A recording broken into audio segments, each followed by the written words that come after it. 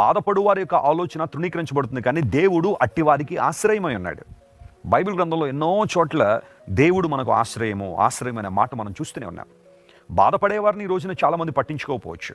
ఒకవేళ నువ్వు పడుతున్న బాధను చూసి నీ భర్త నిన్ను పట్టించుకోకుండా నిన్ను హేళన చేస్తున్నాడేమో. నువ్వు ఎప్పుడు అలాగే ఏడుస్తావు, నీ బ్రతుకంతా అంతే అని బహుశా నీ భర్తే నిన్ను నిందిస్తున్నాడేమో. నువ్వు పడుతున్న బాధను, కష్టాన్ని నీ భార్య అర్థం చేసుకోకపోవచ్చు. పైగా నీ మీద ఇంకా లేనిపోయిన మాటలు తన బంధువులకి, స్నేహితులకి చెబుతుందేమో. నీ పిల్లలు బహుశా నీ బాధను అర్థం చేసుకోకపోవచ్చు. లేదా నీ స్నేహితులు, బంధువులు నువ్వు పడుతున్న కష్టాన్ని, నువ్వు ఎదుర్కొంటున్న బాధను అర్థం చేసుకోలేకపోవచ్చు. ప్రపంచంలో ప్రియుల మనుషులు ఈ రోజున ఎలా ఉన్నారంటే, నువ్వు బాధపడితే ఆనందించే వాళ్ళు చాలామంది ఉన్నారు. నువ్వు ఎప్పుడు కష్టాల్లో పడతావా చూద్దామని ఆలోచన చేసేవాళ్ళు కూడా చాలామంది ఉన్నారు.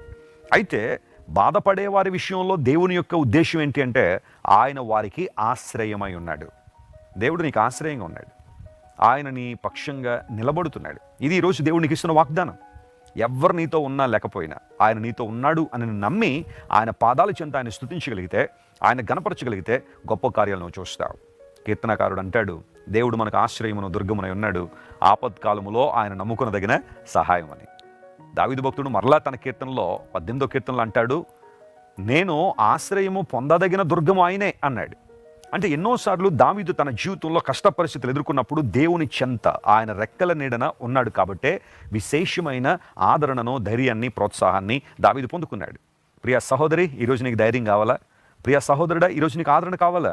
దేవుడు నీకు ఆశ్రయదుర్గమై ఉన్నాడు. ఆయన నీకు ఆశ్రయంగా ఉన్నాడు కాబట్టి ఆయన వైపు చూస్తూ, ఆయన ఆరాధిస్తూ ప్రభువును మహింపరచగలిగితే బలమైన కార్యాలను చూస్తావు. ఈ వాగ్దానాన్ని ఈ రోజంతా క్లెయిమ్ చేయండి, ప్రభువును స్తుతించండి, ప్రభువులో ఆనందించండి. ఎన్ని ప్రతికూల పరిస్థితులు ఉన్నా దేవుని వైపు చూడండి. అసాధారణమైన కార్యాలు మీ జీవితంలో జరిగించడానికి దేవుడు సామర్థ్యం కలిగినవాడు. ఆమేన్.